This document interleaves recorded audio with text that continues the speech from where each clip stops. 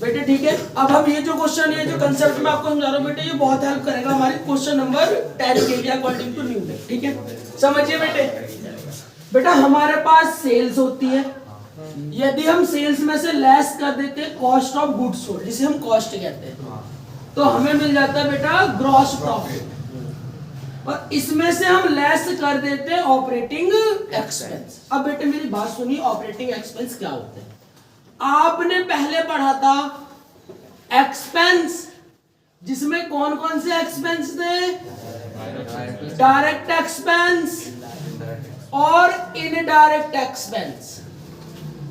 ये आपको easily clear होगा कि कोई दिक्कत नहीं। डायरेक्ट एक्सपेंस का यूज करते थे ग्रॉस प्रॉफिट कैलकुलेट करने के लिए, इनडायरेक्ट एक्सपेंस का यूज करते थे नेट प्रॉफिट कैलकुलेट करने के लिए। राइट बेटा। अब बेटे कुछ डायरेक्ट, कुछ और कुछ इनडायरेक्ट, इनको जब हम कंसीडर, इनमें से कुछ खर्चे हम ऐड करते हैं, देन जाके हमें मिल जाता है ऑपरेटिंग एक्सपेंस। मतलब टोटल बेटे ऑपरेटिंग एक्सपेंस मींस, ऑपरेटिंग नाम से देखो समझना है, फॉर्मूला तो भैया किताबों में भी लिखा हुआ है, गूगल पे मिल जाएगा, लेकिन हमें समझना है। ऑपरेटिंग मीन चलाना, ऐसे खर्चे जिनसे बिजनेस ऑपरेट होता है, जिनसे बिजनेस तो ऑपरेट। डायरेक्ट तो है ये मस्ट, देख लो डायरेक्ट तो जरूरी है।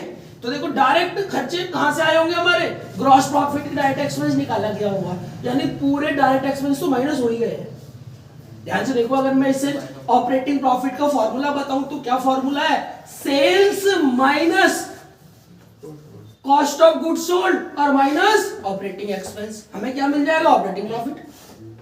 भाई माइनस है ना, तो यानी, और जब सीओजीएस हमने माइनस कर दिया, जीपी आ गया, और जीपी का मतलब सीओजीएस के अंदर भी क्या रहा होगा? Direct expense. तो डायरेक्ट एक्सपेंस तो माइनस हुए हैं, लेकिन कुछ इनडायरेक्ट भी माइनस हुए हैं, जिन्हें ऑपरेटिंग एक्सपेंस कहा गया कुछ।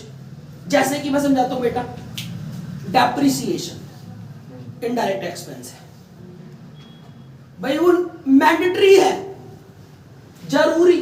कुछ खर्चे ऑपरेटिंग, यानी जैसे हमारे जीने की क्या जरूरी है भाई? पनीर की सब्जी खाना, यानी खाना खाना भैया, रोटी खाना। अब ये नहीं कि पनीर की सब्जी खा के जीवित रहेगा इंसान, तो एक्सपेंस तो है, बट ऑपरेटिंग एक्सपेंस जो जरूरी होते हैं। तो डेप्रिसिएशन, भाई आपका मार्क डेप्रिसिएशन ऐसे पढ़ाने के लिए, अब मैं बात करूं मैं किसी भी चीज के लिए, तो यहाँ पढ़ाने के लिए नॉर्मली अगर देखा जाए ना, हमें पढ़ना ही है बिल्कुल, तो भैया बोर्ड चाहिए और मार्कर चाहिए, बस जमीन में बैठ के पढ़ लो सिंपल। अब ऐसे तो मैं भाई बेंचेस है, अब ऐसे सोफे वाली बेंचेस लगा दें, वो तो अपनी डिपेंड करता है ना कैसी फैसिलिटी चाहिए, डबल बेड के करते है ना। हाँ नॉर्मल वही चीज, बट ऑपरेटिंग चलाने के लिए क्या जरूरी है? वो खर्चे मार्कर मैंडेटरी हो गए, बोर्ड। ठीक है, तो डेप्रिसिएशन, समझ आ गई मेरी बात? डेप्री और ऑफिस के कुछ खर्चे, ऑफिस के एक्सपेंसेस, ठीक है ना।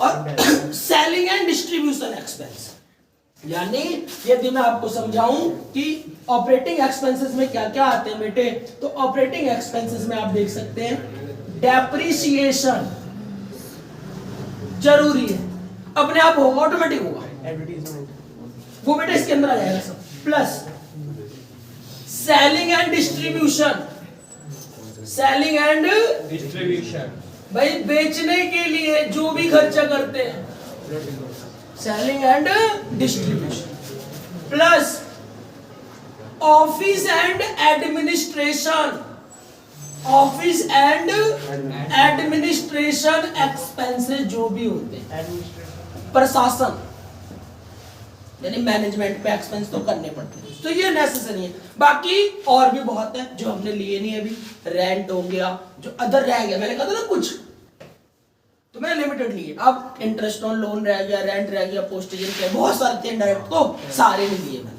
वो तो सारे डिपेंड करता है हम कितनी फैसिलिटी ले रहे हैं, तो एक्सपेंस भी करने पड़ेंगे, बट जो नेसेसरी है चलाने के लिए कितनी जरूरी है वही है।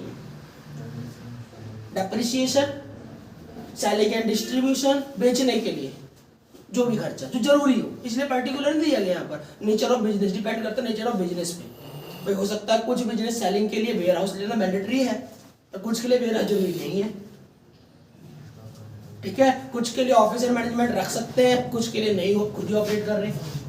इसलिए यहाँ पर्टिकुलर नाम नहीं लिखा गया कि रेंट ऑफ वेयर हाउस या सैलरी ऑफ सेल्समैन, वो मैंडेटरी डिपेंड, इसलिए सेलिंग एंड डिस्ट्रीब्यूशन में आ गया।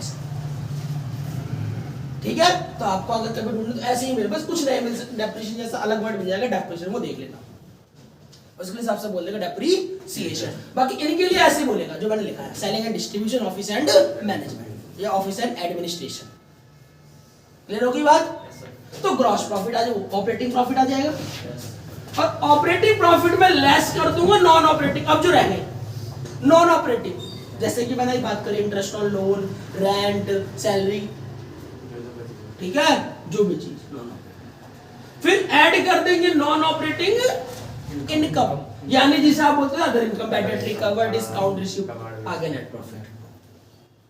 क्लियर होगी बात? बट अभी जो क्वेश्चन नंबर 10 आप देख लो भाई, ये कर लो कॉपी, जो क्वेश्चन नंबर 10 था वो इसी पे बेस्ड है, उसमें क्या निकलवा रहा है? तो भाई अब क्वेश्चन नंबर 10 तो आपसे हो गया मुझे लग रहा है, राइट? बट फिर भी मैं बता दूंगा क्योंकि इसमें नेट प्रॉफिट दे रखा है, नहीं, हाँ नेट प्रॉफिट गिवन, ठीक है।